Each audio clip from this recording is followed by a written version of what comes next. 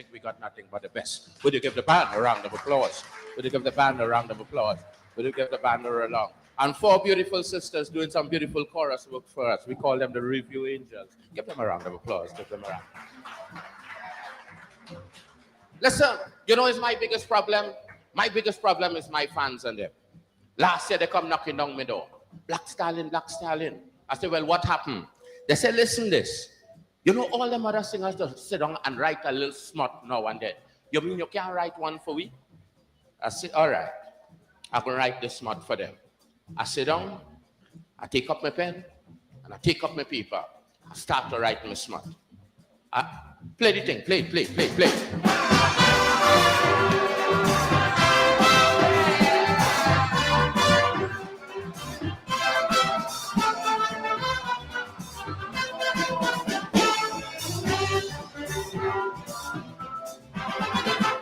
1983, my fans beg for a favor. I decide to help them, so I write this soca.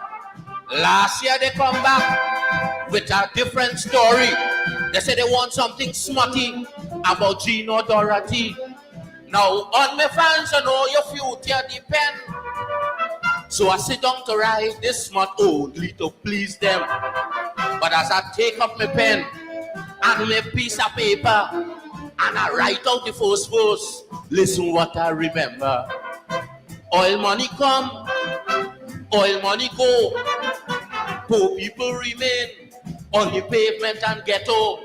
When Mr. Divider start to divide the bread equally, I go in and finish the whole damn calypso about Dorothy. How I jam she, how she jam me. How we back, spread and we roll back. But once my people keep fighting for equal share of the cake, wait Dorothy, wait Dorothy,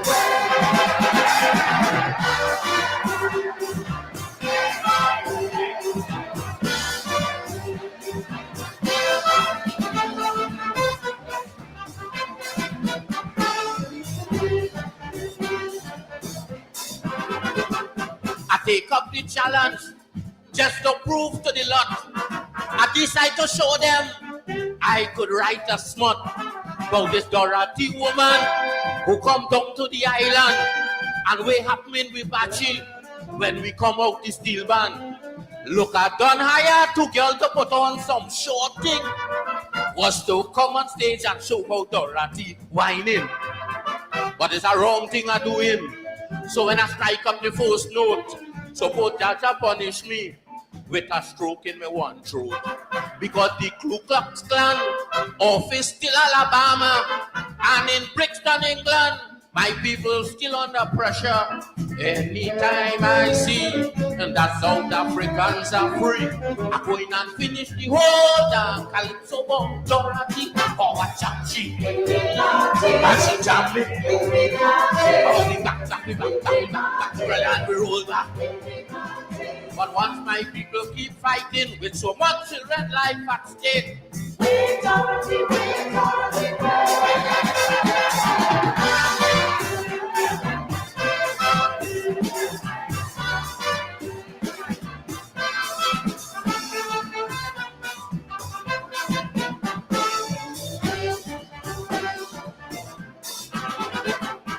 passing to London, and you're sure to hear it.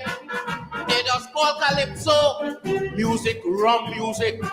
They say all entertainer today using the culture to help the people plan a better future. In this world today of nuclear and revolution, the calypso man still singing about rum and woman.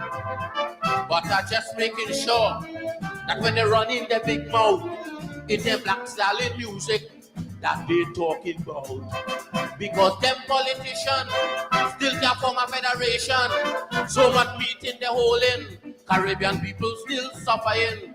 Anytime I see a true West Indian unity, yes, I go in and finish the whole damn calypso about Dorothy.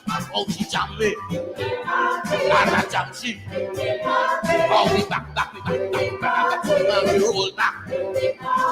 But once my people suffering with so much children life at stake,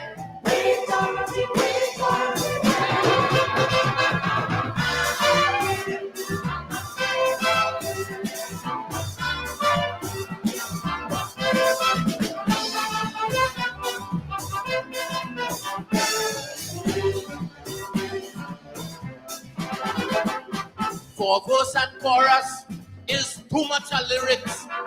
So sit down and write smart in this moment of crisis. My head saying yes, but my heart saying no. And I just follow my heart when it comes to writing Kaiso. Now to all my fans who want smart, I'm very sorry. But my pleasure does always come second to my duty. And my duty is to make sure that the people life happy. And anytime that thing happen, we go jam down Dorothy. Because so much of famine in Ethiopia, assassination, I say going on in India. Anytime I don't have to live with them frightful things around me, yes, I go in and finish the whole damn Calypso ball, Dorothy. Oh, I jam she, and she jam me. Oh, we back, and we roll back. But once my people suffering for an equal share of the cake. Wait, Dorothy, wait, Dorothy, wait.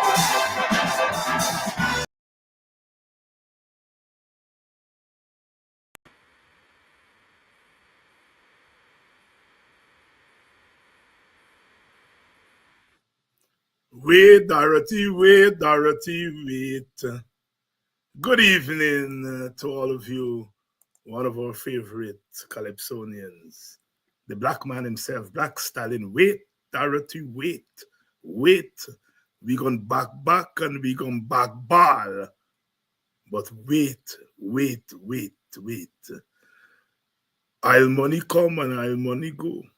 And poor people still living in the ghetto.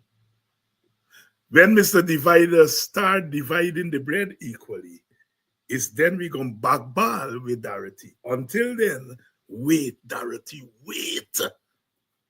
What you call a classic Calypso. A classic Calypso. Good evening to all of you. It's budget day. Mr. Divider is in the Parliament, the National Assembly right now, telling us how he gonna divide the bread. And I rather suspect when all is said and done, poor people will still be in the ghetto. So for now, wait, Dorothy, wait.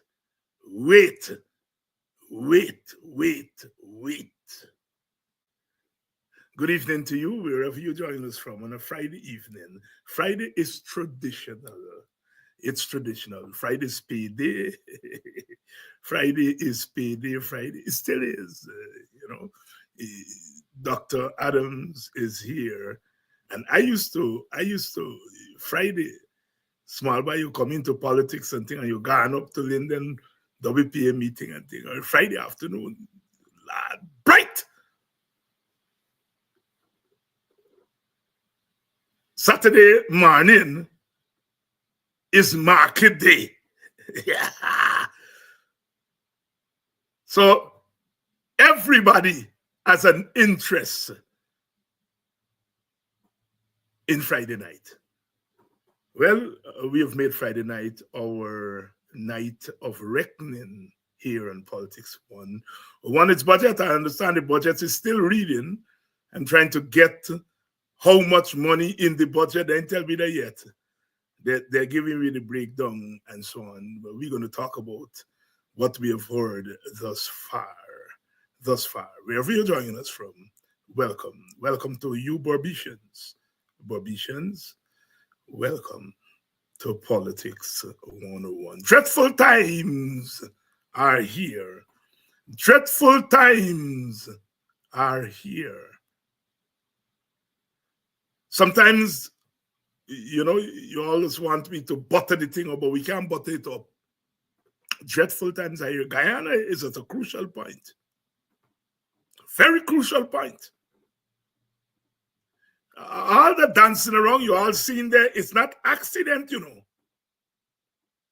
When they're rolling out James Bond or James Bond rolling out himself and the president moving through them black community and pulling one or two people once and say, we're going to give you 2 pig. We're going to give you this, we're going to give you that. It's not accidental. This is coordinated, as the dancers would say, choreographed. It's not accident. And I can say it, because plenty of people don't want to say it, the PPP is going after black young people. And they're not interested just in the votes. They're not interested in helping them. They're interested in capturing them. I think a couple of years I used the term slave catcher.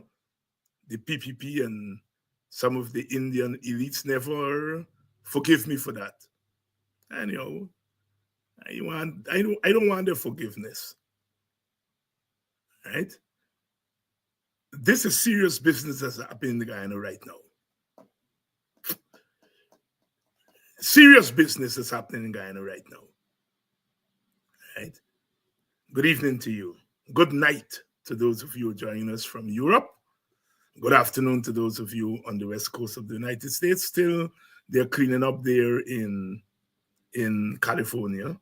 Oh my goodness. What a mess. Out there in the Middle East, the ceasefire is likely to come on stream on Sunday, but between the time earlier this week when they announced that there will be the ceasefire to now, I understand that hundreds of Palestinians have been murdered. What dreadful times we are living in. We understand that the budget got a lot of goodies inside, but goodies in bad places. We understand that the census, Stabrook News carried an item today. They said the census is likely to be 800 and something thousand with a whole set of Venezuelans on it. 3 years, they still can't think the census. Yesterday, the vice president said, well, the opposition, they always want the racial breakdown at the census. And they're always saying that Indian people migrating and the PPP will lose. But they're in for a surprise. He said, so there's a surprise with the census. He answer, while after 3 years, they still can't announce the census. Are we there for now? It's Friday night. It's Friday night on Politics 101. And let me bring in Dr. Vincent Adams, who's been making the news quite a bit. Dr. Adams, good evening. Hey, good evening, Dr. Hines, and good evening to our dedicated listeners and audience on Friday nights, because, when you see that we're getting priority on Friday night, we must be, really important to these folks. So we just got to keep, giving them the information. Doc, you got a PhD, and PhD has got to do research, and then you just got to write up your research, and you got to present your research and defend your research before you get a PhD. PhD don't come, that's the thing, you don't go over the counter and buy it just so, it got plenty stages. And they don't just honor you with it. No, you don't honor you with it. You got to work for it. Well, apparently some people are trying to get their PhD. Some people in the state of Guyana. Because I heard the vice president said yesterday that they have done research on you. Well, finally, Jack, you're going to do a PhD, it seems. And you are going to be the target of the research. Oh, yeah. They are doing research on you. The doc, well, what they want with you? You know, I mean, what do they want with you? That they are doing all this. What were you doing? What are you doing to these people that they are doing research on you? Well, we're going to flip this thing tonight. We're going to let you do some research on yourself. Right? Yeah. And, you know, answer these chaps who are, as I said, we're in dreadful times. People taking this thing for sport that we are in. This is serious politics that we're in, you know, Doc. Yeah. Serious politics. What do you make of the vice president's promise that they are researching you? Well, here I welcome any my story is an open book, and by the way, I'm proud of it, Dr. Hines. I, like you said, you know, coming from a very humble background, just like you did from the alleys of Christianburg, and you know, later on Albai Stung, and because of the resources and the village that raised me, I was able to come to the United States and worked hard academically and professionally. Like you said, you know, you feel, and you know as well as I, you feel uncomfortable talking about your degrees and accomplishment. But when these things happen, you know, you've got to conquer it with the facts. So yes, you're right. I have a PhD in environmental engineering. I have a master's degree in geological and petroleum engineering, specializing in petroleum reservoir engineering. I have two master's degrees, as a matter of fact, a master's degree in hydrogeology and a bachelor's degree in civil engineering. But then, and you know, of course, I went to the United States and I started working for the U.S. government, and that's where I worked for 30 years, and I moved myself up. Well, before that, I was a senior petroleum engineer with American Oil Company, which is the old Amoco, but now it's British Petroleum, and headed some pioneering work in enhancing oil recovery that are being used throughout the world today. Of course, when I went to the United States Department of Energy, I ascended to the highest level, and they cannot erase this regardless of what they say or try to do. I ascended to the highest level anyone can get in the civilian government. And it says here, by definition, Dr. Hines, by definition, first of all, that level is called a senior executive service employee. It's a core of employees. That core of SES is the government, the total government workforce is over 3 million people, Dr. Hines, over 3 million. That elite SES core, which is the top core that runs the day-to-day operation of the government, it's only 8,000 of us out of that 3 million. So the 8,000 really leads the 3 million, which is about 0.3% of the total workforce. So here it is that this kid from Christianburg, who you know got to the highest level of the civilian government. But here's the other part, Dr. Hines. And this here is in the definition from the U.S. Office of Personnel Management. It says that the SES are the non-political appointees right below the top presidential appointees. So the president comes in, president appoints the secretary and the assistant secretary, and we are right there, right below them. And as a matter of fact, we work in parallel with them. They come and they go, but we're the ones who carry on the operations of the government. So that is the highest level. And here's the other thing: by the definition, we are equivalent, and that's in the definition. And there's even a table to show the SESs are equivalent to the generals in the military. The generals, Dr. Hines, we are equivalent to the generals in the military. That's the the equivalency. So he gets there yesterday. So in order to get there, well, you could just imagine. As a matter of fact, I know of only one Guyanese, one other Guyanese that I know. This is a lady that because it's rare to get into those positions. And somebody had introduced me to one Guyanese lady because they heard that she was from Guyana. So they hooked me up with her. I spoke to her on the phone. I can't remember her name, but she was in the Department of Transportation. But besides that, I don't even know of any other West Indian besides Colin Powell. I think Colin Powell came through that as a West Indian. So that is how that group is. Now, this man gets there in the smut, just waddling in smut, got there yesterday and said, well, oh, he is, hey, they raised him up to this high level, and all he did was he managed some sewage project. As a deputy manager. As a deputy man. Now, yes, this man is so, how do you respond to those type of things?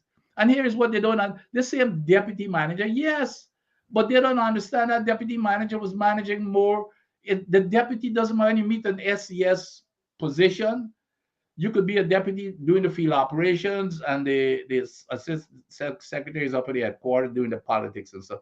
What had happened was I was the head during that was in my final 10 years that I was this SES in my final 10 years. So I was at various sites. When Obama came in, if you remember the stimulus program, yes, I was sent to South Carolina to manage that stimulus program for $2 billion. I had to, manage it. Then when I was finished here, I went back to I wanted to stay in the field. I did because I told them the assistant secretary I want to get out of headquarters of Washington. So I went to Ohio. So that was my site in Ohio. So I was the manager of that site in Ohio, which is, and you're the head person representing the government in Ohio. That's where most, we created the most job in the region because that's what the complex does. And this is I'm talking about. You wouldn't believe it. The Department of Energy managed the nuclear weapons complex of the nation. It's not the military. We make the nuclear weapons complex. We keep it and maintain it and hand it over to the military. We do all the research. We're in charge of science. So we manages all the lab. So all of those things, in my state, I was responsible for it.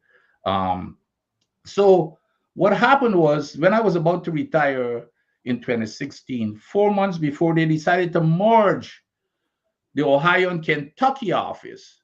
And then, of course, I'm retiring. So they said, well, okay. So I said, well, okay, I want to stay in the field. I could have left and gone someplace else, right? So I said, I wanted to stay in the field. So they decided to say, well, okay, how about if you be the deputy until, and I only had 4 months. So I said, okay, fine. For the two combined side of Kentucky and Ohio. So I went to Kentucky for 4 months as a deputy of that combined, and then I retired. But there's nothing wrong. I may have even stayed on as a deputy. You're still in. It's not a promotion or a demotion. You're an SES, so you don't get a pay increase or a pay decrease. But the deputy has, even as a deputy, there was even more responsibility than what I had even when I had my own operations in Ohio, because you combine the two now. And so this whole thing about, well, a deputy, do they know what a deputy's job as an SES is? So that's the silliness. And then you're going to say that, well, he's a deputy manage a sewage project. Hell, I was proud to be in that position, even though it was only for 4 months. I was proud to be in it, and I might have, because I wanted to stay in the field, I may have stayed on. But which is how we operate, we move around so that you could develop a broad experience. So if there's an emergency to pick me up and say, well, I need for you to go to Alaska because somebody resigned, you can go and handle that operation. So, it's all, how could you stoop so? But here's the other thing. When he was saying this, he knows better. You can tell that just sheepishly self-consciously, you can tell. Guess what he says twice while he was saying this, Dr. Hines, which told you how this man operates. He was saying, well, I don't know if it's true. How could you say it twice? Well, I don't know if it's true. But you're still saying it in a sheepish way. So, but which means that it was malicious. It was a malicious, you know, attack. Yeah, the man said twice. Well, you know what? I don't know if it's true. He said that twice. You know, how could a leader of a country be, you know, getting to this to get in, you know, into the mud like this, and expect people to trust information that you get from him? Dr. Vincent Adams here, responding to the Vice President's attempt yesterday to minimize his role, his work in the United States Department of Energy. But that too must pass. Dr. Adams, I know that you. But you know what's so interesting too? He's not only attempting to minimize me.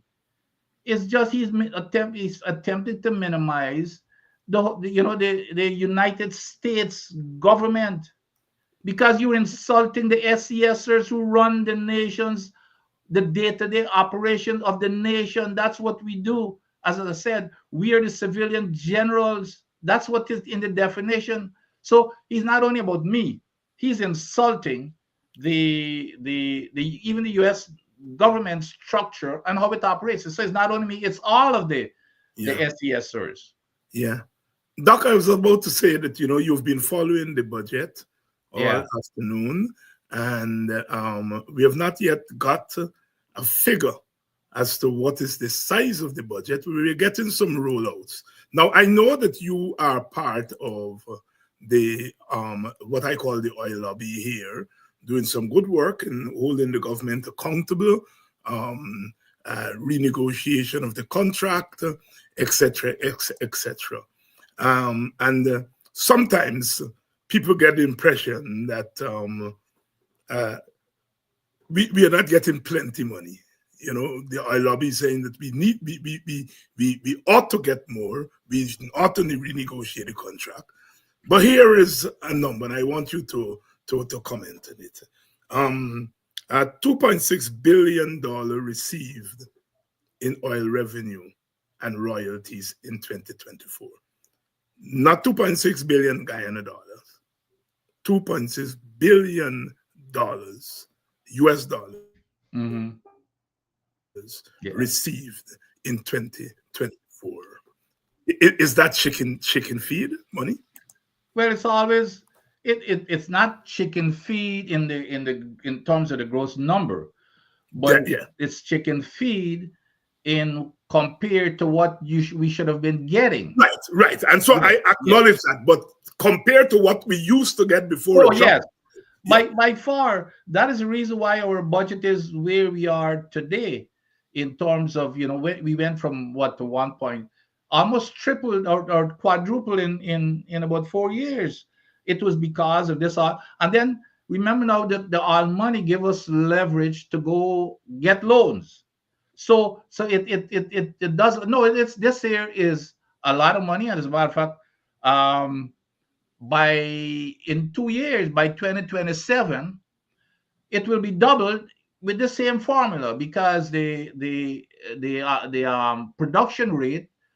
predicted production rate would be in 2027 1.3 million. Right now it's about 650,000, so that's exactly doubled. So if all the prices and everything remain, we're going to be over 5 billion per year. Right. But again, and we all know the issue is not even about, it's a lot of money, no question, compared to what we used to get. But how do you spend that money? That's where I was going with you. That's right. That's correct. That's where we're going with you. We are hearing from the budget is $1.382 trillion.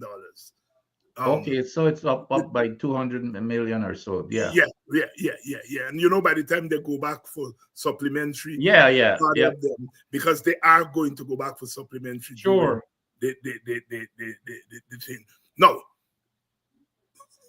must we feel nice with all that money in the hands of the PPP? Oh, Absolute not. Absolutely. Well, when you say must we, you got to define who's we. Guyanese people in general, including PPP supporters, Well, no, because I'm talking about although no, they won't want to admit it, the friends, family, and favorites. They're yes, more, they're more. But the regular Guyanese people, yes, they cannot be, because Dr. Hines, all of this money that we're getting that we've never seen before, and we still have 50% of the people still living in poverty, Dr. Hines.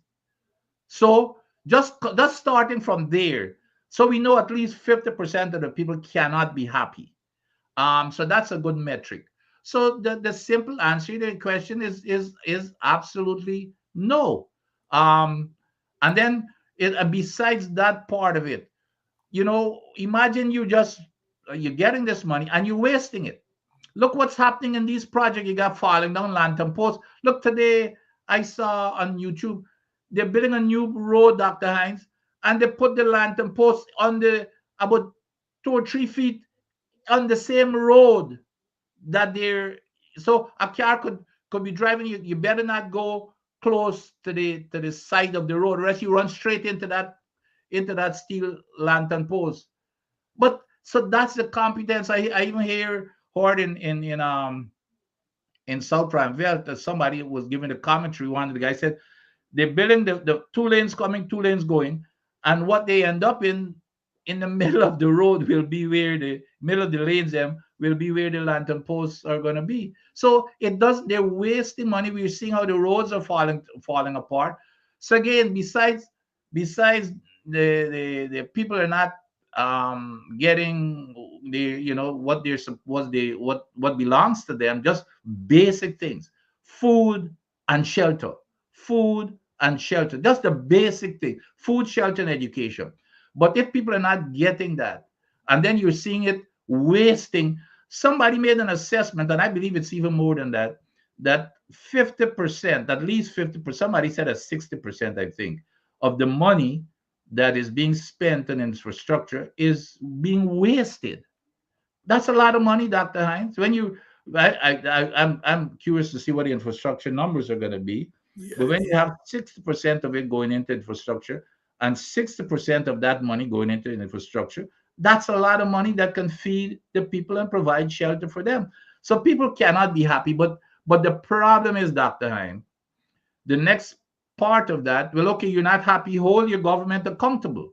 That's the area that is missing, that people are not holding the government accountable because of the divisive politics that we have in Guyana, and it's it's also being enhanced by the rhetoric, by the divisive rhetoric that you hear coming out of the PPP every minute of the day, like yesterday, for example.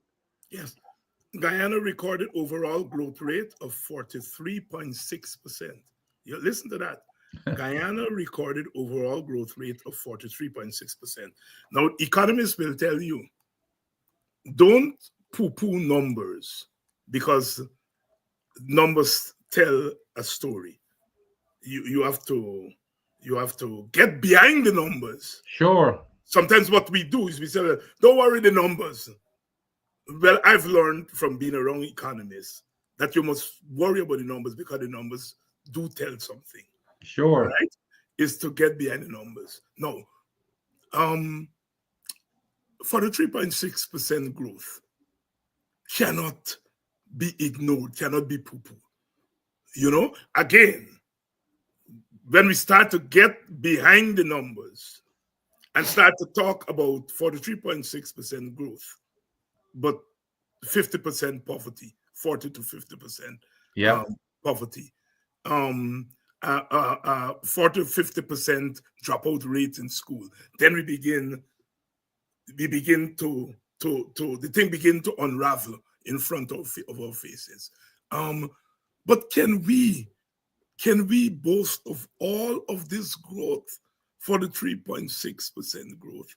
We don't have a breakdown in terms of the oil and the non-oil sectors of the economy, but I am sure I would not be going out of line if I say most of that growth is generated from the oil sector um, of the economy. Um, how do we, in your estimation, how do we translate that growth, that number there, that we are not preparing? How do we translate that growth to development? Well, and there are two questions you're asking there. First of all, what does that number mean? And like you said, remember where all of this money coming from the oil. That money is going where? Remember, it's Exxon, all Yeah, the corporate. So it's not a real reflection. Remember the definition of a GDP is the cost of products and service is within your country. So all of that oil and everything else, when they make the, when they produce the oil, that oil leaves the shore of Guyana. It's not a case where all that money is circulated here. Exxon, and right. I got that. I got that's that. right. But So don't let this government off the hook. no, I'm As not. much as Exxon is carrying away the hog of it, plenty still here. No, but here's what I'm getting at. That's why I said it's two questions. The Yeah. first thing is they're using the first part as the propaganda machine to let people feel nice. Oh, Yes. they're using that as a metric. Well, Guyana is the fastest growing economy and everything else. So now when you see that in the headlines, even though you were not, even though you're hungry and poor, you're believing, well, there's hope. There's something coming. That's the first part of it. And of course, the second part is what we talked about in terms of how long are people going to wait for them to see something out of it, which goes back to the government in terms of how they distribute this money. So it's the number sounds good, but then you cannot how do you translate, which is your question, how do you translate that number into what we're into what we're seeing? And you can't. And it goes back to the how the the inefficiency and the incompetence of this government, and only taking care of a certain section of the population, which is the rich friends and family and cronies of the government, and the other 50% plus, because not only 50%, it's more than 50%. Because remember, those who get in the hog, especially of the infrastructure money, are within maybe 1% of Guyanese, and they're the rich ones, but everybody else is kind of struggling. But that whole thing about the 43%, it's that's what's driving the propaganda and giving people hope. Oh, Guyana is the fastest growing economy. That's the headlines, and everybody believe it. That's the hope factor there, Dr. Hines. That's what Yes, and that's I the think hope factor. so. But I think over the last 3 years or so, Guyanese people have wised up. I mean, you heard the teachers on the street saying, "Don't tell me you can't give me more money." Yep. All right. So while I agree with you that it's meant for propaganda, look, we are doing well and so on, it is backfiring them, because when it comes down to the distribution of that money, certain sectors of the workforce are realizing that they are not being part Participating. of that, Yeah. of that. Without question.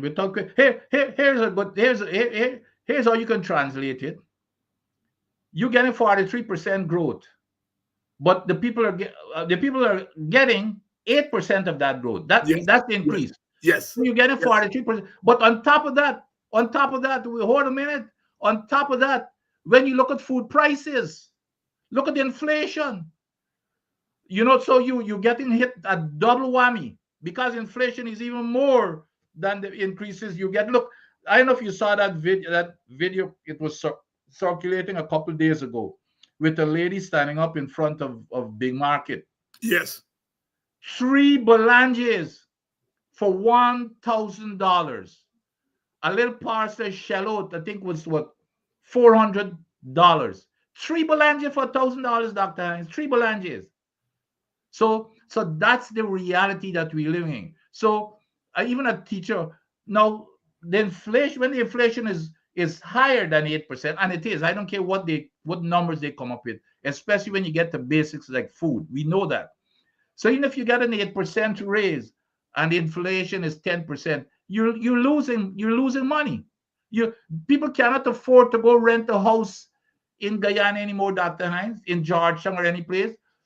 So, because the inflation is eating up any little raise that you get. And then when you look at what the poor folks are getting, such as teachers who are making $100,000, they get 10%. That's $10,000. But then you look at the ministers in the government who are making $2 million, their 10% is worth out to $200,000. Yeah. And the point I want to hammer home here is that the government is telling workers, public service workers, we can't give more than 8, 9, 10%. We can't do this, we can't do that. But yet we are raking in that kind of money. 43% growth. Yeah, and that's really the crux of my argument. I don't know all the economic nuances and all of that, but I'm saying that you can, on the one hand, be announcing that, look, 48% growth, so much money coming in from oil, and you telling workers you can't give them more than a pittance. Now, when I hear Tree Ballinger for $1,000, all right, I think it's the IDB or is saying that the average Guyanese, or 50%, 48 to 50% of Guyanese are living below the poverty line, and they're earning $5.50 US dollars per day. So you gotta work a whole day for buy Tree Ballinger. That's right. You understand? Years ago, Clive Thomas used to do a thing called Economics for Everyone. Yeah. Right? And that is breaking down the economic. And that's only one meal. That's only one meal, by the way. That's right. You won't buy rice yet. You know, and people are telling me when I talk to them in Guyana, they said, well, when you go to the market now, you hustling for buy rice first, right? Then you might fight up a little fry oil, and you won't get to salt yet. You won't get to Ballinger yet. You won't get all of those things yet, because by the time you buy what could give you a balanced meal and so on, the money done. Yes. The money done. And so all these big numbers we are hearing here today, we have to read them alongside the reality of the situation. Let's talk about a big number that I am hearing here now. Gaisuco to get $13.3 billion despite continued dismal performance. I'm reading here from News Source. Talk to me. Well, one of the things that came out in the early part of his presentation, which made me just laugh, he made a case that the whole agriculture sector has increased. I can't remember the numbers. He said it's increased. And then he caveated by saying, well, okay, it compensated for the 21% loss in the sugar industry. And then the man, these people, there's something else. You know what the guy blamed for it? The guy blamed El Nino. The guy blamed, I could not believe it. The guy blamed El Nino. Well, at least they changed the tune. Would you believe that same Jagdi at one time he was blaming the coalition government for the, and I'm not talking about he was blaming them for the Skeldon debacle, not for the whole. I'm not even talking about the Gaisuco thing. He was blaming them for what happened at Skeldon. That's what he was doing, blaming the coalition for the Skeldon fiasco. So that's what it is everything. I'm surprised they're not blaming. They haven't found a way to blame the coalition for them lantern posts that fell down at South Ranville, because every day doesn't matter. So now it's El Nino for the sugar. So it doesn't surprise me. So I guess he was leading up. He was leading up to this new amount of money there for guys. So what do you say? It's 13 billion. Yes, 13, let me get a direct figure, $13.3 billion How for much did they Gaisuku. have? How much did they have last year? You remember? No, I can't remember how much they had last year, but I'm sure it's less than what they get in this year. Or this year they get in more upon what they get last year. Now, Gaisuku is important for me because I don't like to compare Yeah, what go on under the coalition and what go on under this agree. one and that and that thing. But on this matter of Gaisuku, I think the coalition is not well then, but even after then, when they were thrown out of office, never made the case, because you can't say that these people wanted to punish Indian people when they came in and they pumped billions of dollars into Gaisuko. Yep, They yep. No, pumped I agree. billions of dollars into Gaisuko. You know, and so therefore, what the government is doing now with Gaisuku is more political than economics. Because I am telling you, and I'm certain, well, we know that government is not going to pump that kind of money into the public public service, for example. I mean, we live in the age of information and technology and so on, and you know that our public service need a lot of upgrading and so on. They are not going to pump that kind of money in upgrading the public service. They are not going to pump that kind of money in areas of the economy that their supporters are not. Yep. Now, I am not saying that you don't pump that kind of money into Gaisuko. That's not what I'm saying here. Yes. But I want to see other areas of the economy. Yep. That you pump similar amount of money. And I want you to tell me, having pumped that kind of money into Gaisuko, what you're expecting. What's your outcome? Gaisuko production is going to go where?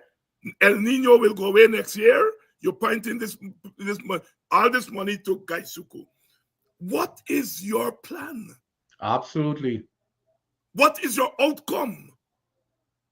The same thing I will say for the infrastructure thing that they point. I am not saying you ought not to point all that money into infrastructure.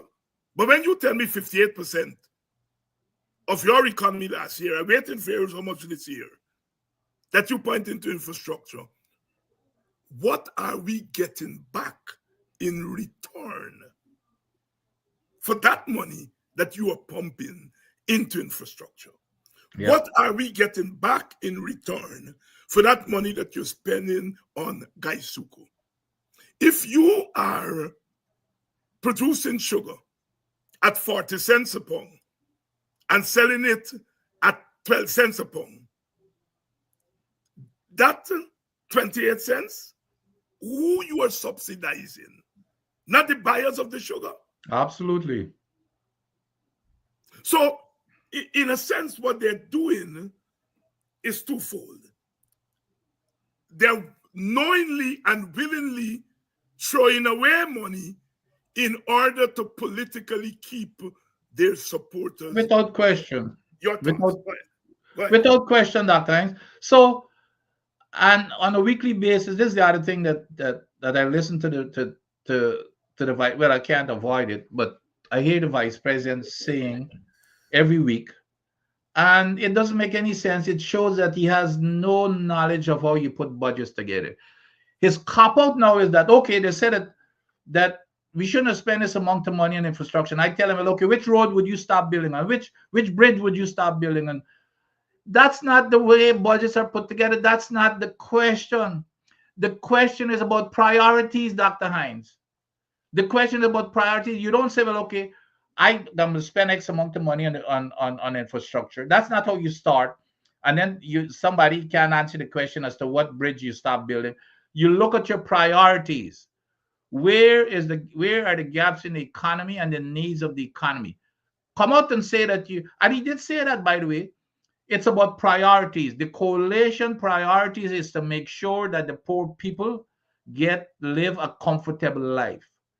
The priorities of this current government is to make sure that their rich friends and families continue to get richer and richer. That's what the outcomes are showing. So when you say, well, okay, tell me which road for stop building, that's not the question. Is where do you start in terms of priorities? That's where the argument in terms of that's how you build a budget. You can never get everything for everybody. It's impossible. Never get everything for everybody. So you have to prioritize that. You start with your big pie and say, well, okay, here's where, and we have, when you hear 50, Dr. Hines, if I hear that 50% of my people are living in poverty, that will become the priority.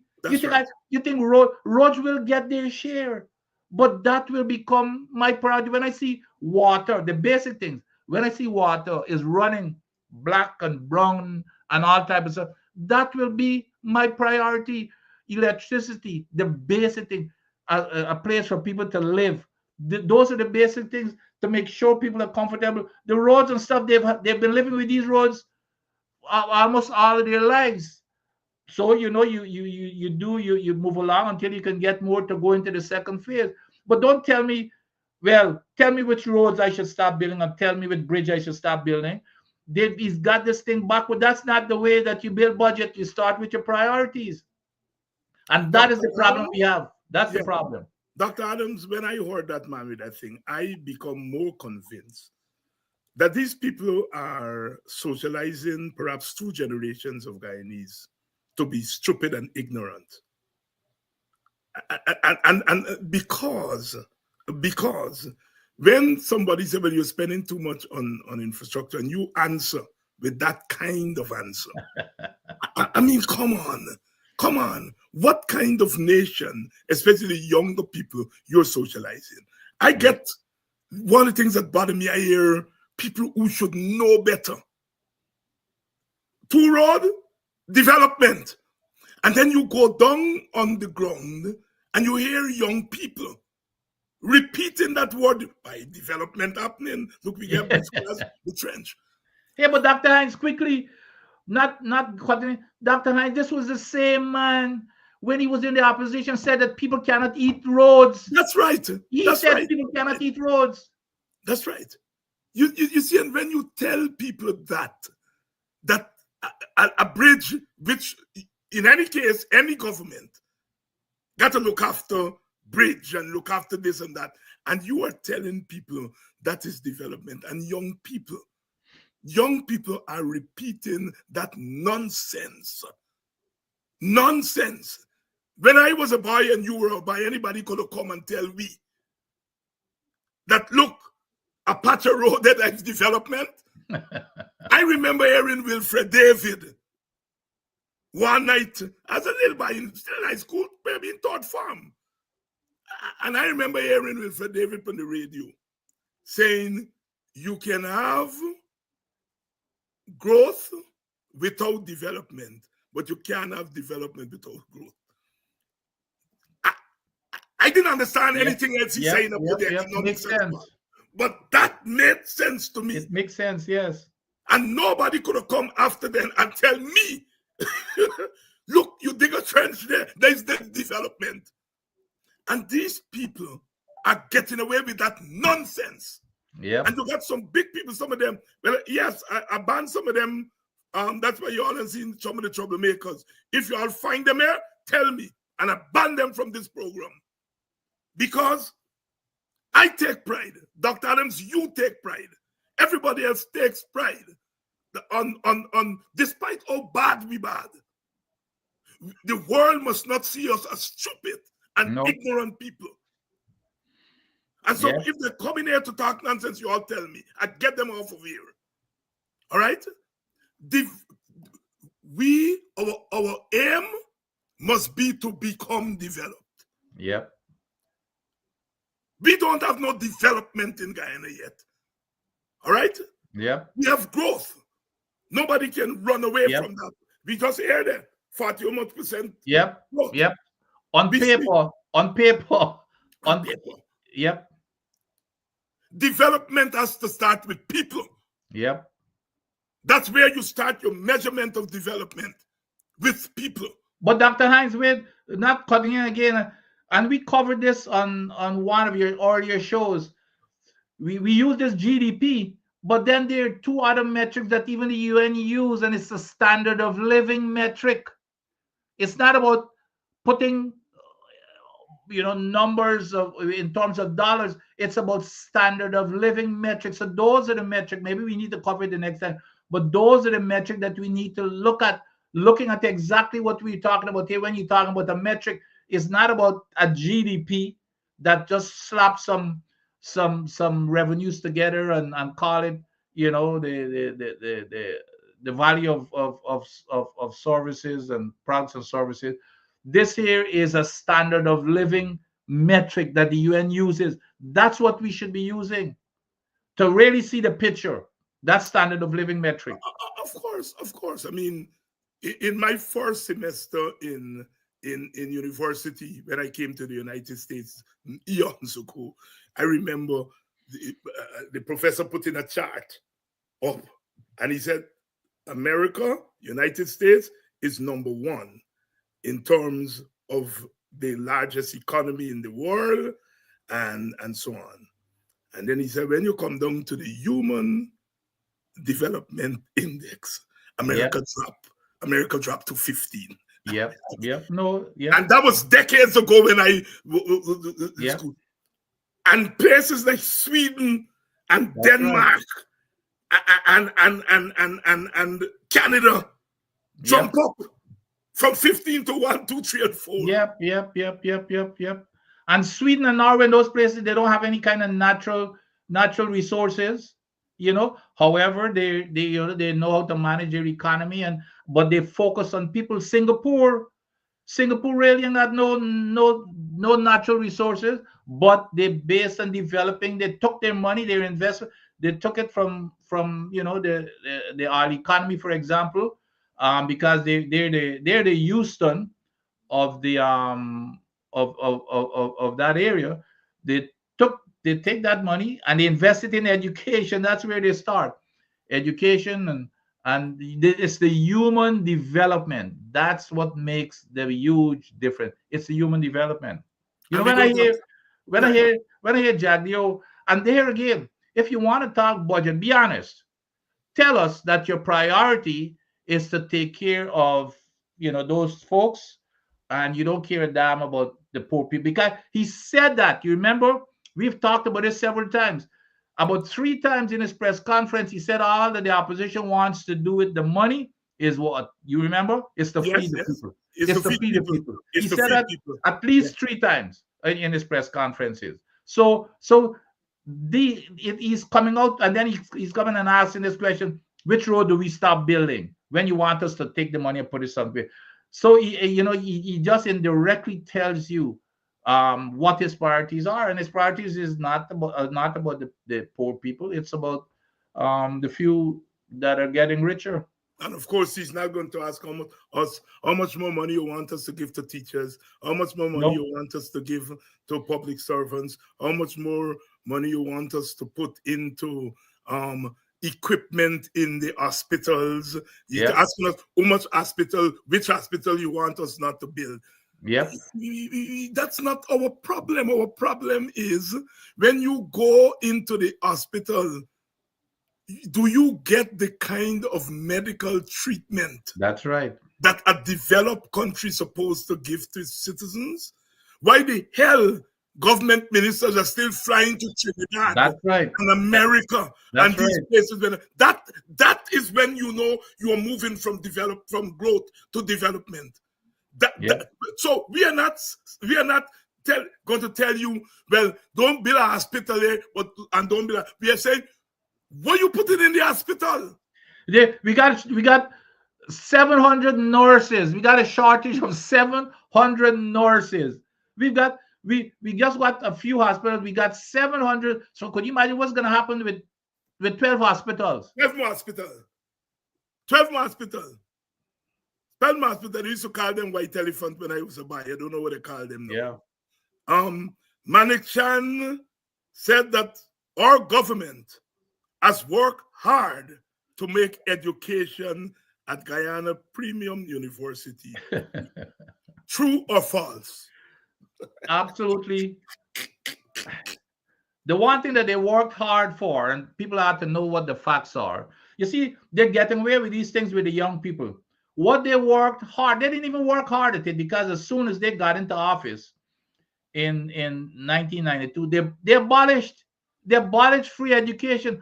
The younger people ought to know, who were not born at that time, they ought to know that it was Lyndon Forbes Sampson Burnham who declared free education from kindergarten right through university. And that's where people like myself, Dr. Hines, and a lot of them in government, including Jagdeo himself, received that free education until the PPP government got into office and abolished free education.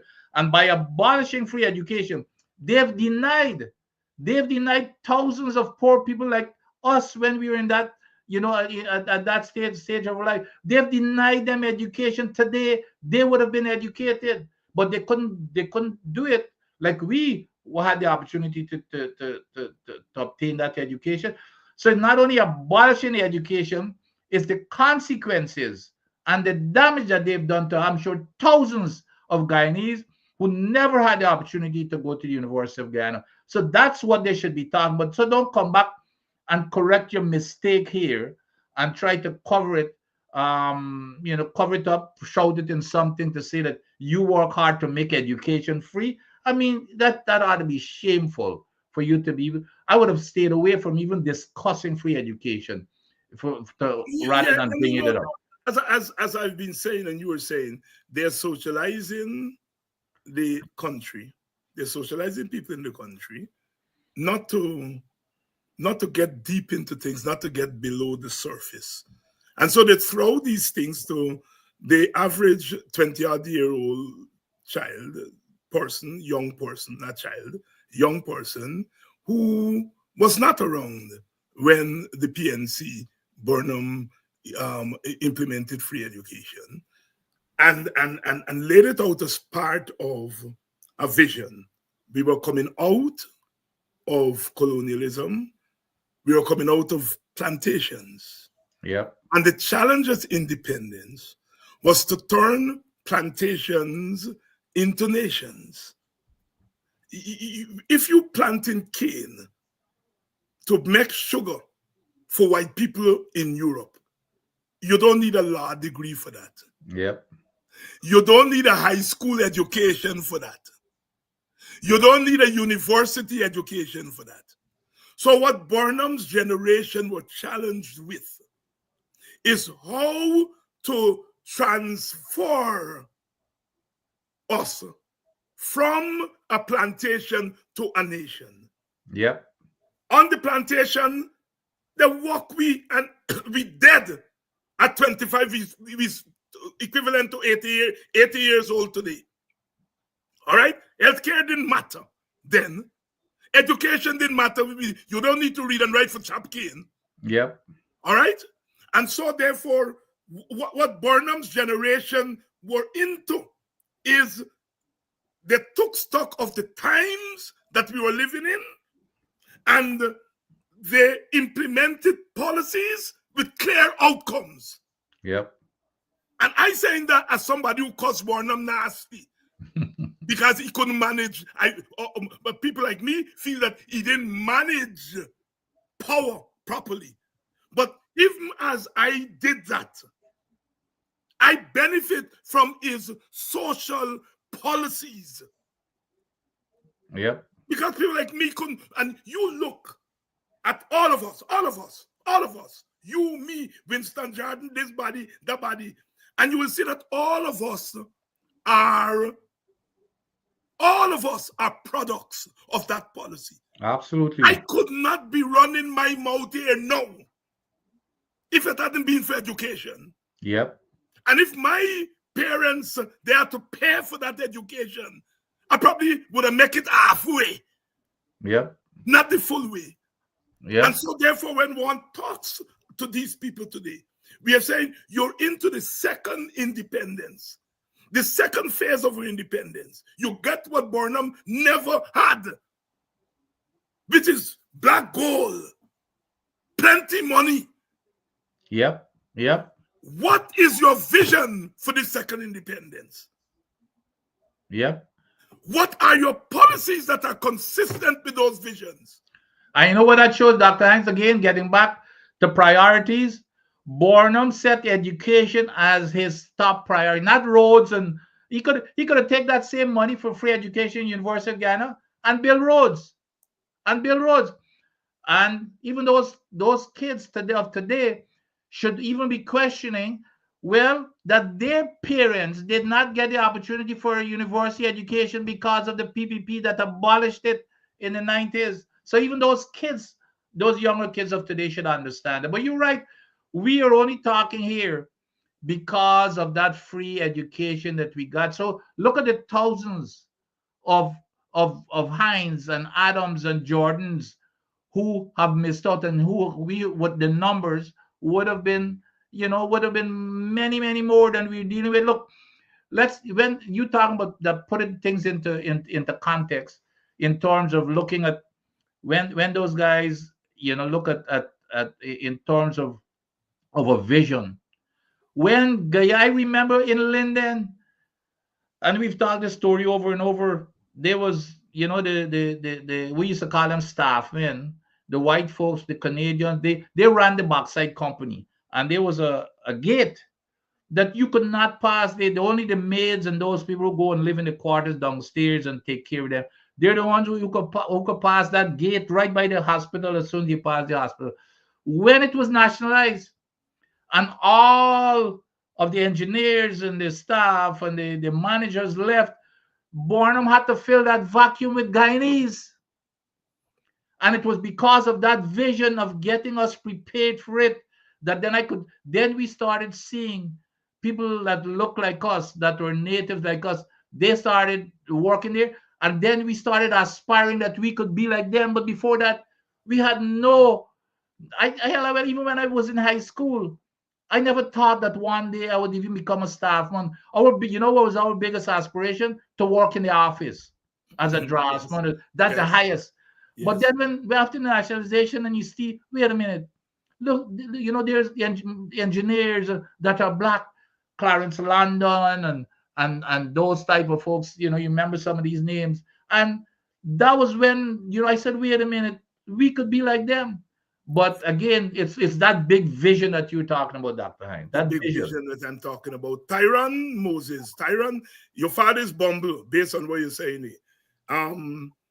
You can get in touch. Ask your Uncle Brian for my particulars. When Bumble who been in Bumble used to play in the band there. Bumble. And not that Bumble, it's a Bumble from We Village, the box. Oh, okay. Moses. Somebody saying that is he daddy? If Bumble is your father, Edwin Moses Jr. Yes, your father was Edwin Moses. They used to call him Muchi. You bend low when he going for turning the yard with the car. You bend low. You bend low when you're turning. He sounded like a race car driver. That man was a character. Oh Jesus! And thing. So let your Uncle Brian give you my particulars, and you'll get in touch with me, Tyron, and we'll talk there.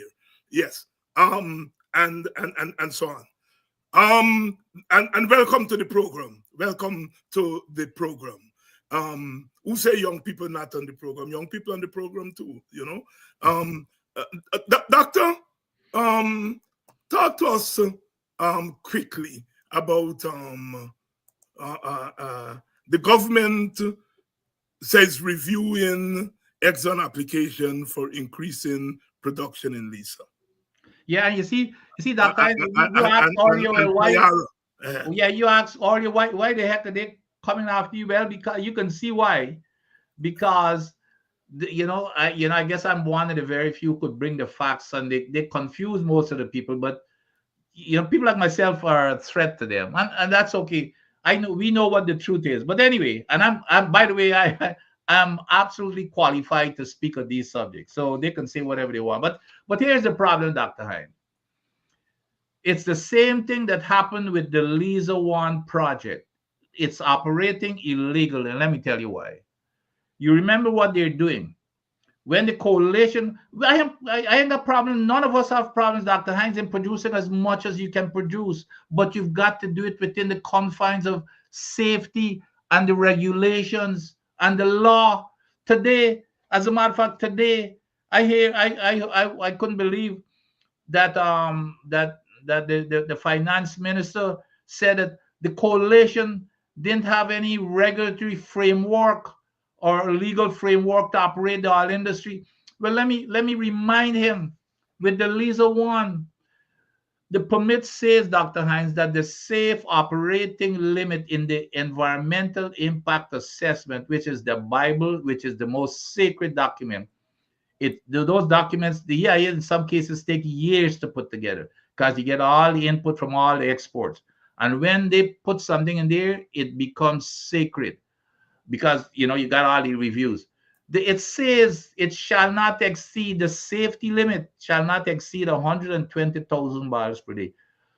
Do you know that they complied even and just to make sure you don't get to that 120 in that same EIA, you would normally cut it back to 20% and establish your internal control so you cannot get close to that 120. Because in the United States, if you hit that 120, you're out of business.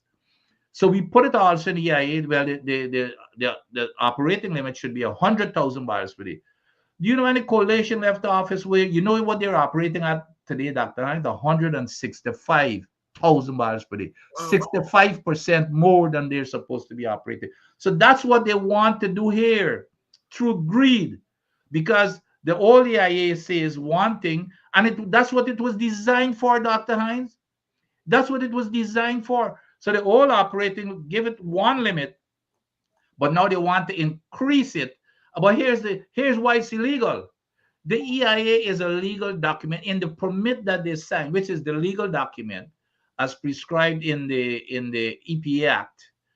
The permit that they signed up to, all of the permits says that you must comply with the EIA.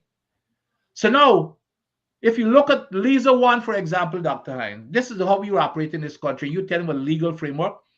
If you look at the EIA today, it says the safe operating limit is 120. It says the operating limit is 100,000 barrels per day.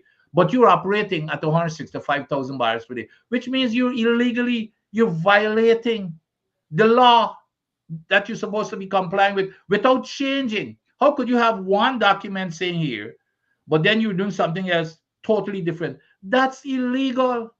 So the same thing they want to come and do, instead of going back and going through the process of changing the EIA, they're just, saying here, you know what, this is what we want to do, and we're going to go above the design limit and the safe operating limit. So that is what this is about, and people have to understand what it is and what it means. It's illegal, it's unsafe, and when you risk an accident, you get an oil spill.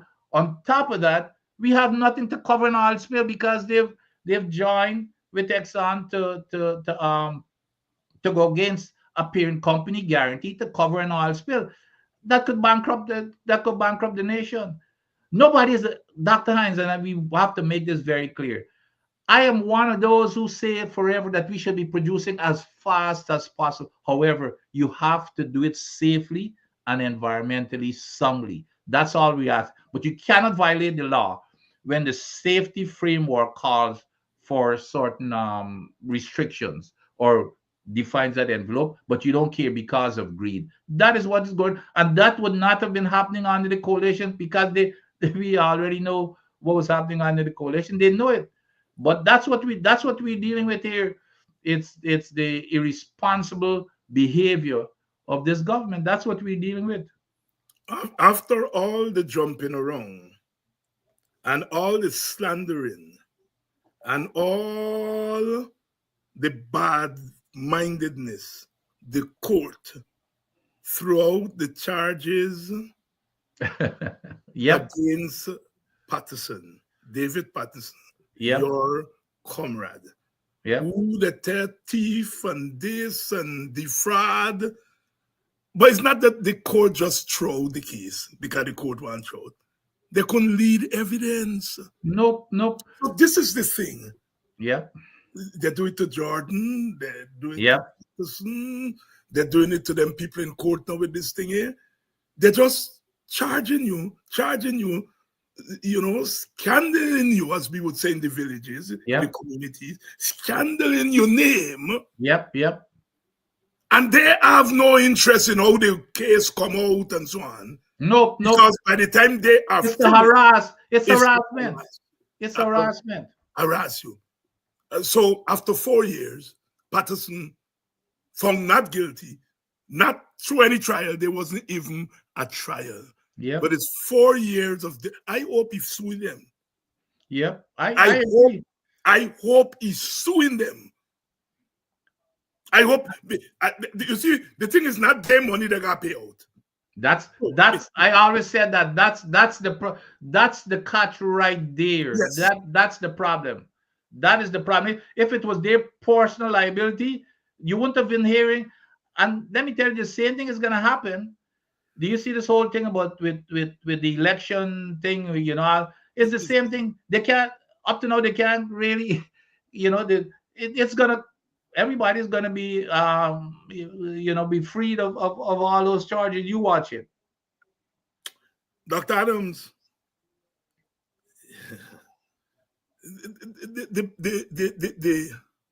The lawless Yep. way in which these people are going after young black people Yes. in our villages.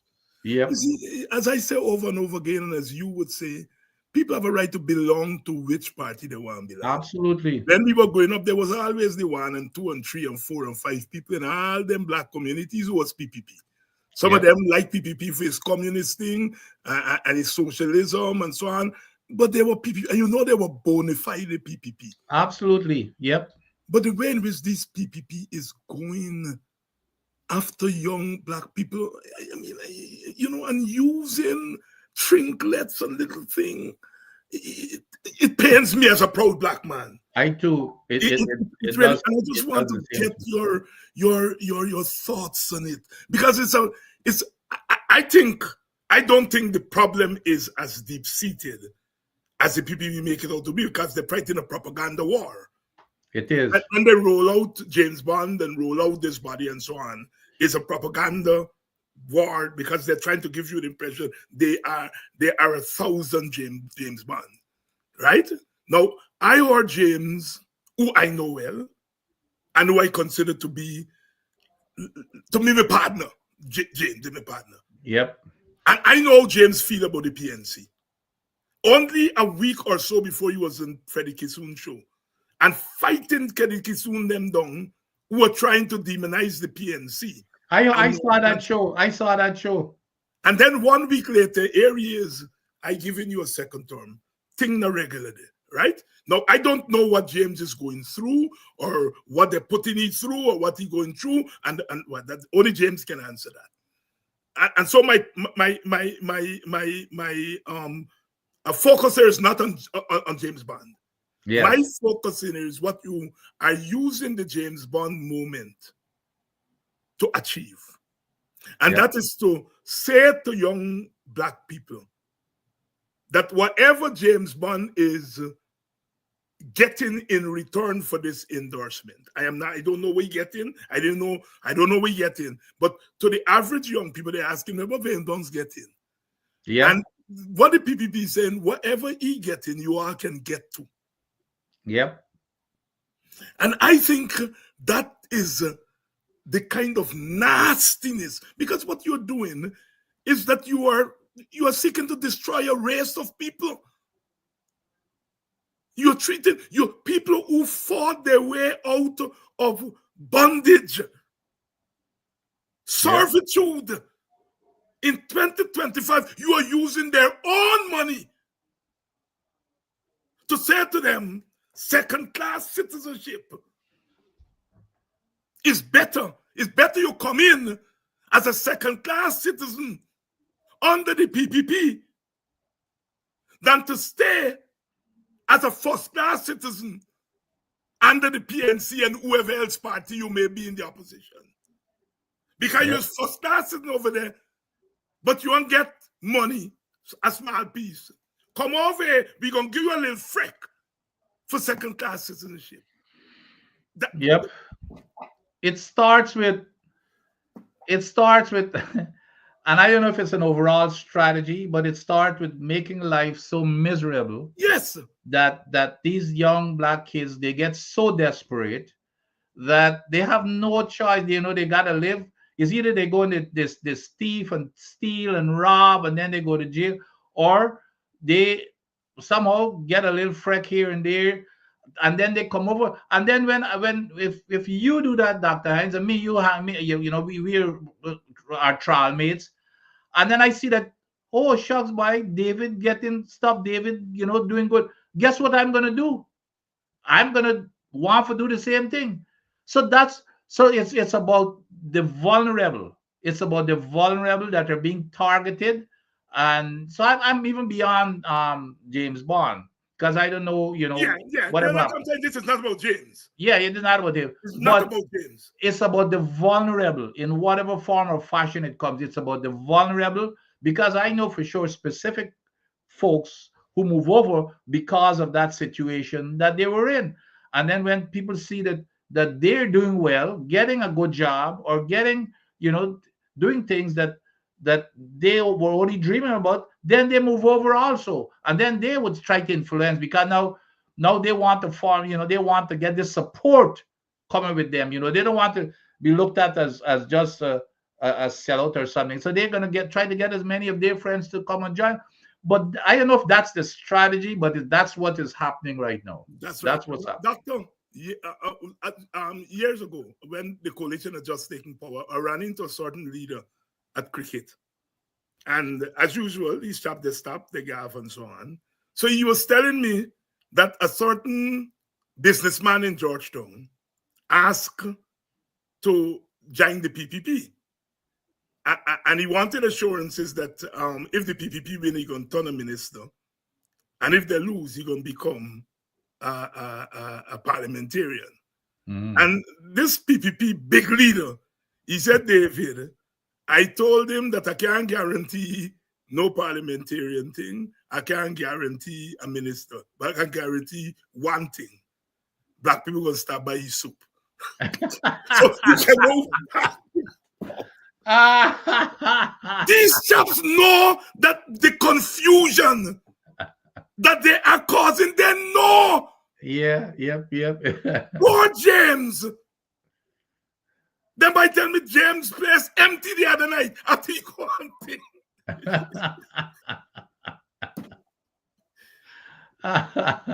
It's a sad state.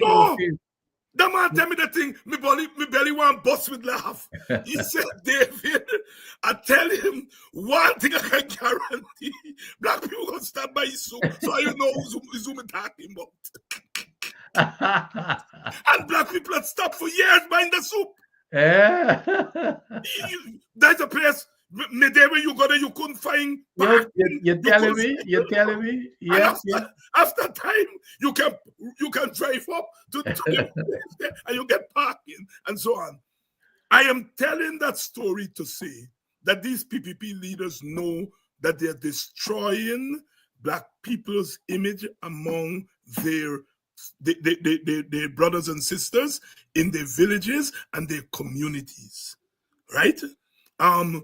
But you know, Dr. Hines, but you see, the thing is, the problem is, well, from our perspective, is that they're allowed to do that because now they've got the money to do it. You see, long time you could have promised, but now they've got the cash. They can dole out. They've got the cash. They can provide the opportunity, and that's what's, you know, festering. That is why this thing will.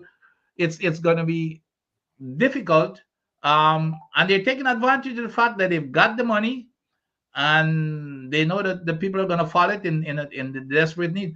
So that's the difference between now and long time. That's the difference between now and long time. They've got the resources to attract. I know that they don't believe that I is a racist because I just stand up for black people and I just tell black people as it is. And I want them to know that they gotta fight me on this issue. They gotta fight me on this issue. All right? The advantage that they are taking on these vulnerable young people as a black man, proud black man, I am not prepared to let it go just like that. I am telling you, I rather lose some votes in order to keep black dignity intact. Because that's what they're playing with here. Yeah. They're playing with black people's dignity. They got people that I know, I grew up with, come to me and say, man, Twilly, man, you know I's a scamp. Yes, I know you're a scamp. you know where my loyalty there, I say yes and no. But it's a hustler thereupon. It's a hustle, yeah. Yep. The conversation can go further because I cannot be seen to encouraging hustling. But That's I'm saying, right. here's the logic, right? Here's the logic that you're dealing with here, right? There's some of our people depend on hustle. And they know it's a hustle they depend, right? And they're taking advantage of that. And then they roll these people out in the public. Yep. In the public. To say, you know, there are 2,000, 3,000 more of these people. I am heartened to know that they're not thousands of them.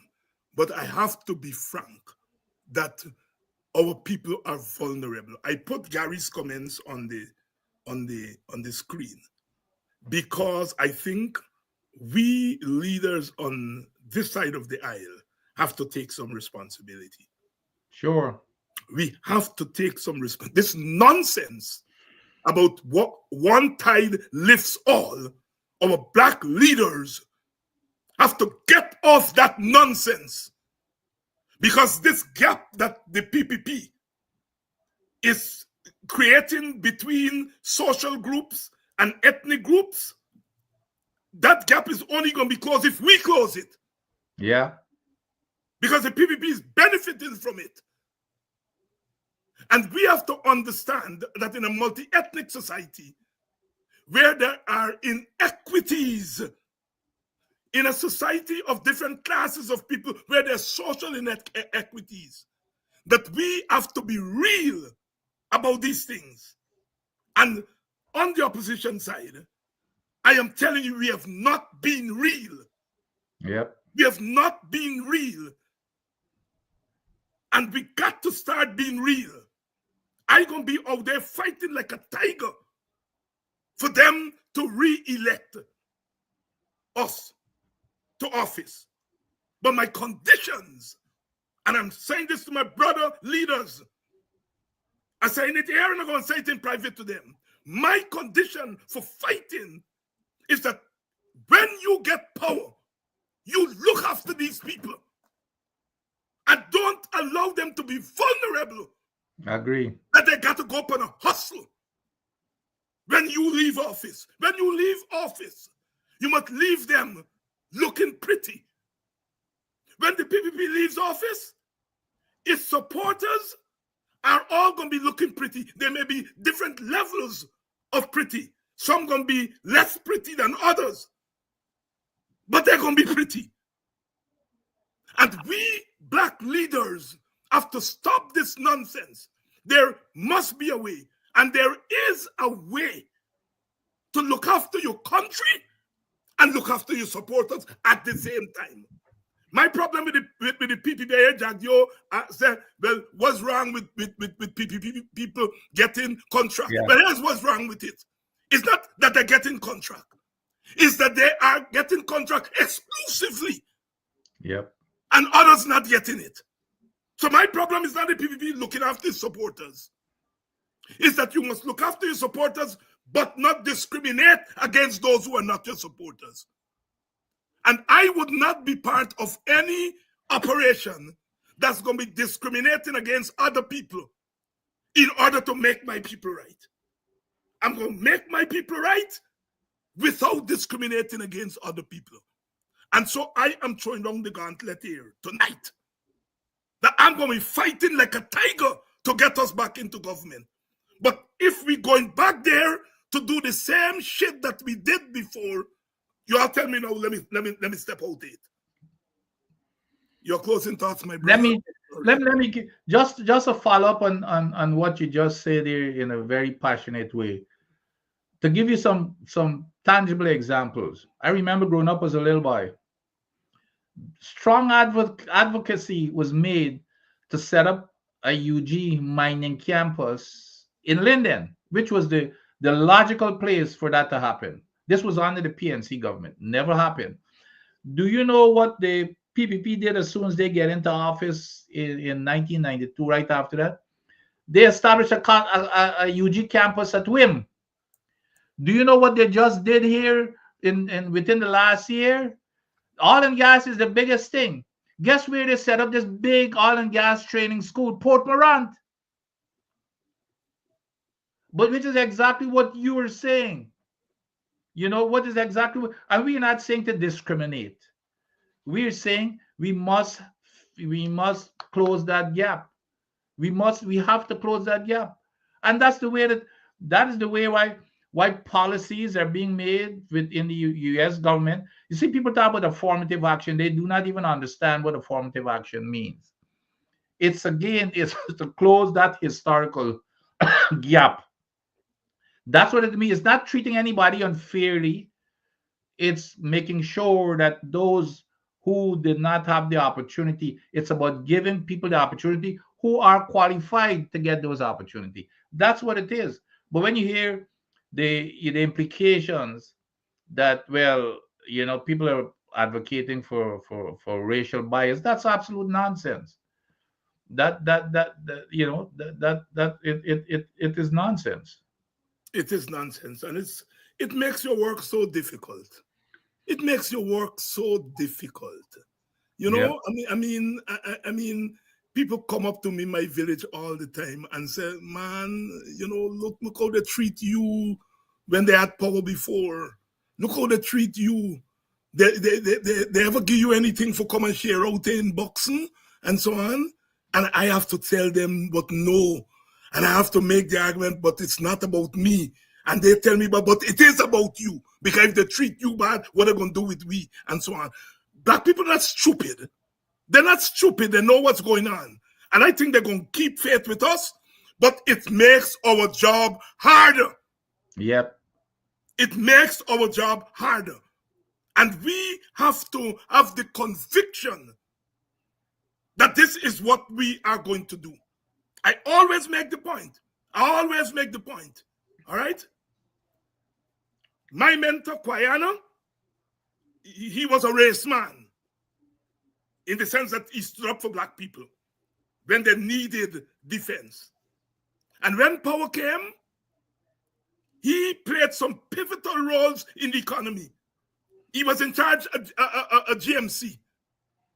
Under his charge in the GMC, black people were able to get in to the agricultural economy in cash crops and poultry and cattle and so on. GMC give them money to buy the thing, and they pay back GMC. GMC find market for them. All right? So it was not just about talking race. It's about when you got power in your hand, what you are going to do for these race people. All right? The Kwa Bank, he was on the board that helped to form the Kwa Bank. And I can go on in areas of the economy. And all of this was when Ian Burnham were together. Right. And what that says to us is that unity, this thing that only one leader or one set, all of us as African Guyanese leaders have to come and put our heads together. And because we cannot have a peaceful society. No. When one race is so vulnerable. And black people are so vulnerable. I am not saying that sections of the Indian community are not vulnerable. They are. But it's a different kind of vulnerability. It's a different kind of vulnerability. And I think we have to recognize that. And we have to get off this nonsense of sweeping race under the carpet. Jagdeo is not sweeping race under the carpet. He complained, he said, well, we supporters gaming the system. They come to me, they ask me. They go to 8 other ministers, they ask 8 other ministers. All right? No. Well, if you set up the kind of system, of course your supporters going to game the system. All right? Yeah. And I don't think Jagdeo mind them gaming the system. Yeah. It is just that they get called out and he had to admit. He had to admit that his supporters. But he said, I come to Freedom House. They just come and knock at me gate. And he looks after them. And he says, I have no apology. I have no apology for looking after our supporters. And I say, I agree with you. But you must have an apology for looking after your supporters by discriminating against those who are not your supporters. That is what you need to apologize for. Yep. No. You see, and I remember many years ago, and I was still working for years ago, a couple, even might be 2 decades or so ago, and I kept that quote, and I can't remember it was when, but it was, and I can't even remember the U.S. ambassador, and I'm sure I've got it someplace. The U.S. ambassador said that Guyana will never raise to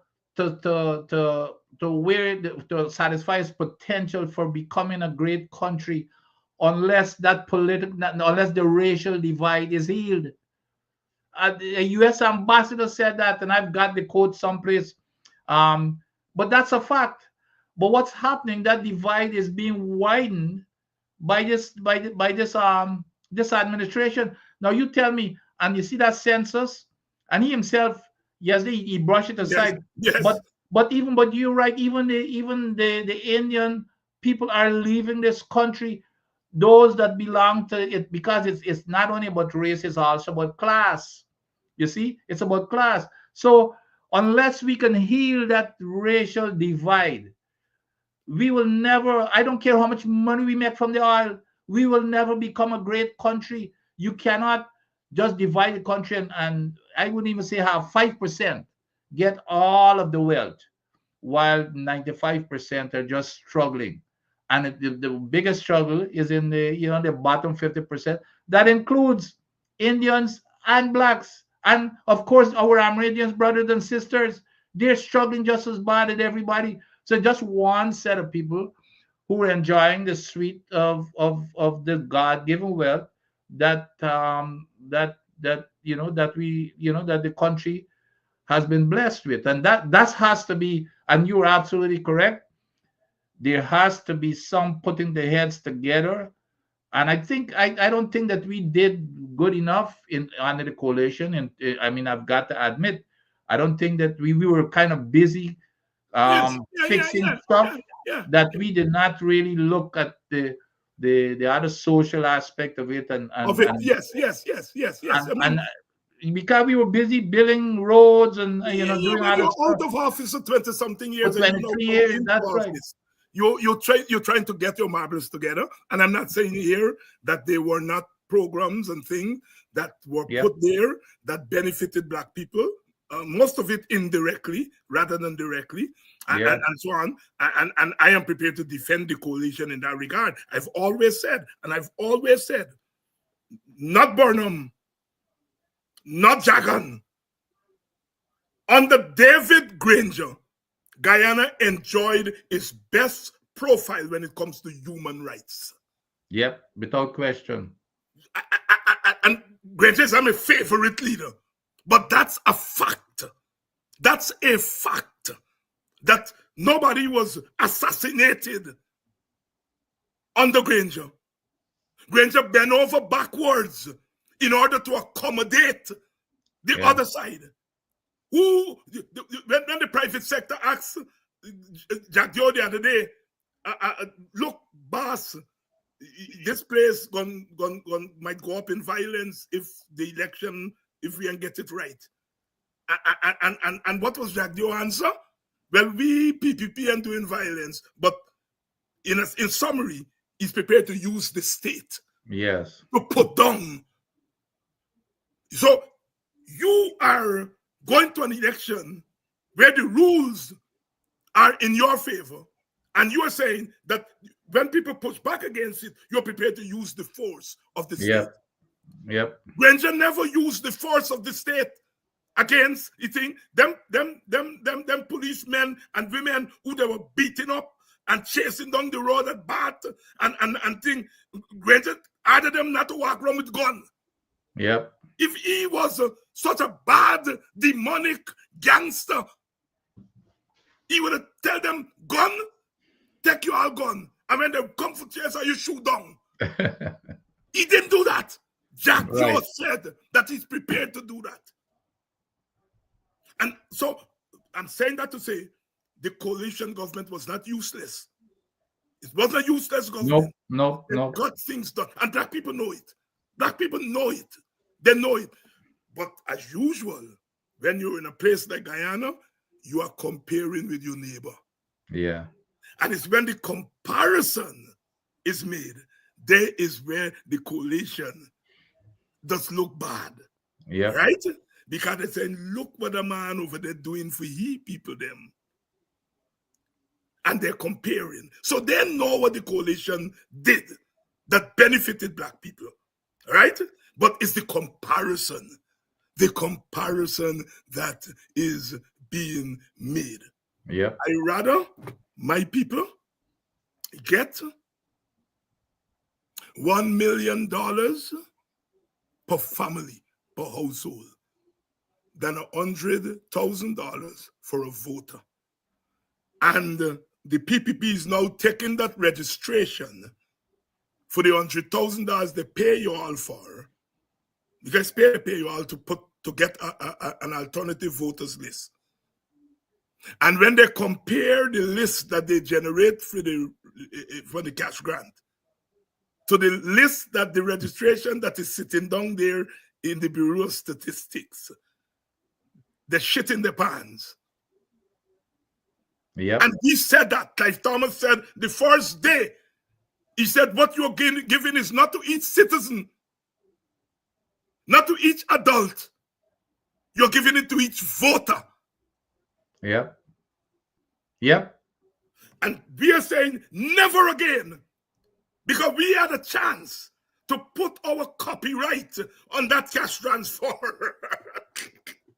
We had a chance to take it to Parliament when we had a majority and put it into law. And we engaged in a lot of masturbation. And we didn't do it. And today the PPP take it and bastardizing it, whoring it around, and so on, that we can't even look at it and say it's we thing anymore. Because I don't want to own what you're doing there, because that is not me thing. That's not the thing I was talking about. Yep.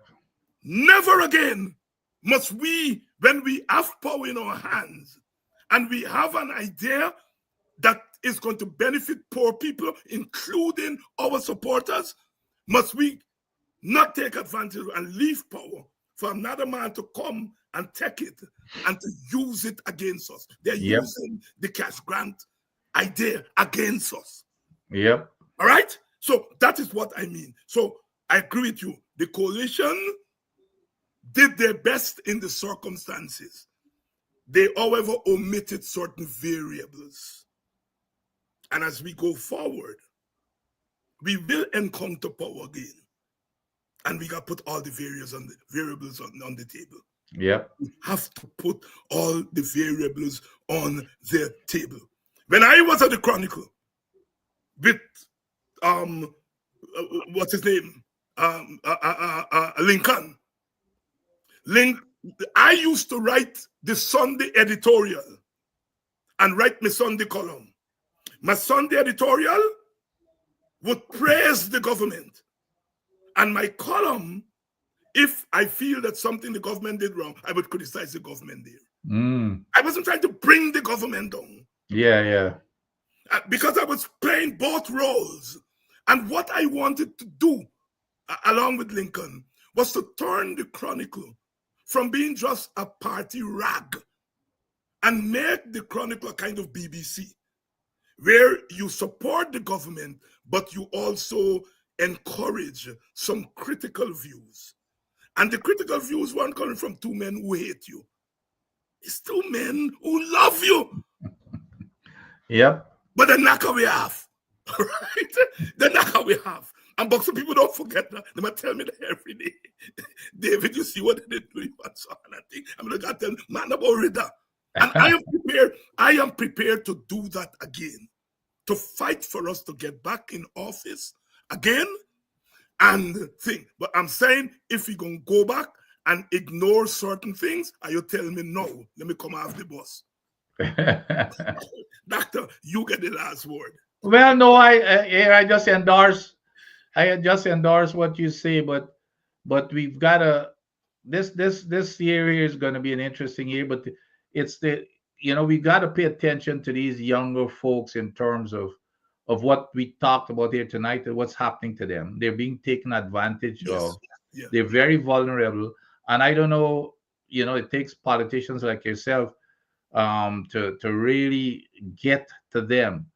We gotta hit these villages, Dr. Hines. We gotta hit these villages and get these bottom house meetings or whatever it is to get these young kids let them understand what the truth is and don't be bought so cheaply. We playing a long game here. Yeah, doctor, I for democracy, I for fairness, I for justice, I for all the lovely things that would make our country a better country.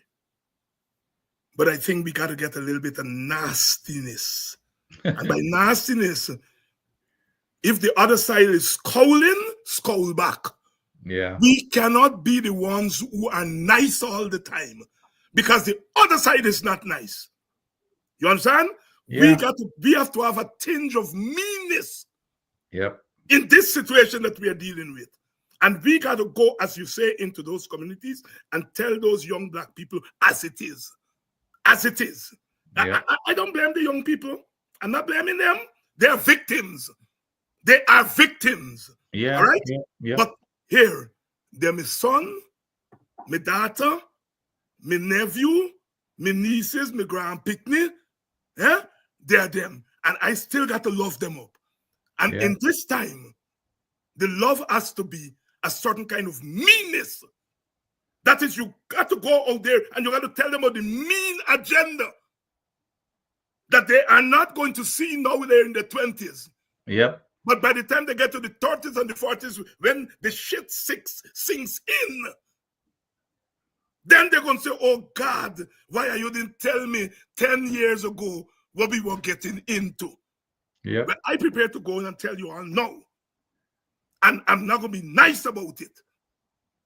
You understand what I mean? Otherwise than that, I'm a nice person. But when it comes to tearing down the dignity of my people that we have spent 100 and odd years since the emancipation, trying to build up that dignity that they attempted to tear away during slavery. And then these people are coming now in order to shove we head down in the latrine. I cannot be nice. We have to be mean about it. And there's some mean things I can't say here on air, but I'm prepared to say it when I meet with black people one-on-one. Yep. I got it. All right. Nice. Next week, my brother. All right, good. Sunday. Oh yes, I just Sunday. On Sunday, big things are going on. We got a few days. We see what happened with Pakistan there. Yeah. But you see how the thing backfire? They prepare wicket for spin. And here, but I can tell you what, I like what I see because you saw the ball bouncing and turning already. But you remember what them chap used to say, Olden and them Banner used to tell you? Don't care what wicket you prepare. That's right. We going with the bowlers, we going with strength. That's right. We go with strength. And you saw the skill of Jaden Seals. He is really improved. He's a He's really spinner's wicket. He's a spinner's wicket, but he's a superior talent. I would have liked to see Roach on that track. Yes, no, I agree. Did you hear? And if you heard the interview, what I heard him say is the discipline of keeping that length. There you go. Is the discipline. He said that's all, is that control. You and as a batsman, I knew if you keeping that ball there all the time, as a batsman, you got to have a really focused discipline to not make one mistake. All it takes is just one mistake. You lose a little concentration. But if you stick that ball right there, it could cause, it's the batsman who got to make the mistake.